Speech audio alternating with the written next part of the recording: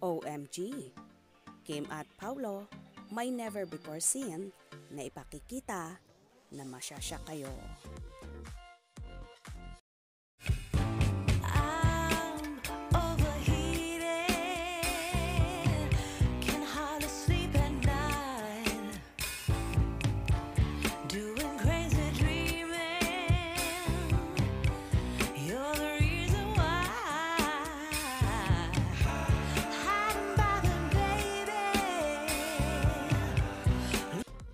Ipinakita ng ABS-CBN kasama ang entertainment content nito na ABS-CBN Studios, ang mga bagong programa na ipapalabas sa 2024 sa Forever Grateful ABS-CBN Christmas Special 2023. Matapos ang napakalaking tagumpay nito sa buong mundo nang ipalabas sa Prime Video, e-ere na ang teleserye version ng linlang na pinagbibidahan ni Kim Chiu, Paulo Avellino at JM De Guzman na may never before seen na mga eksena pang kasama.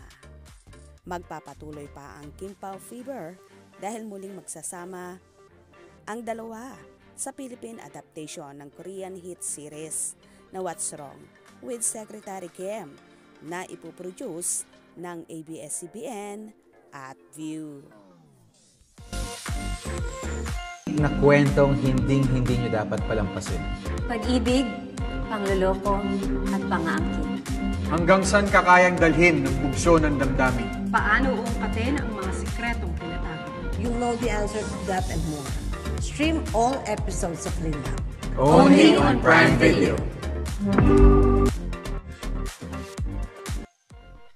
Kaya ating panoorin ang nakakasyak pang mga pangyayari sa nangungunang serye ng Prime Video Philippines, ang Linlang.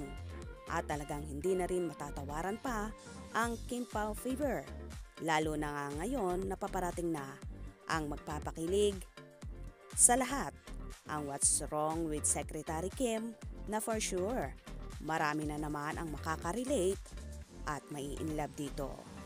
Kaya naman tumutok at wag na wag pahuhuli sa mga maiinit na kaganapan. Anong inyong magiging reaction sa bidyong ito? Comment below.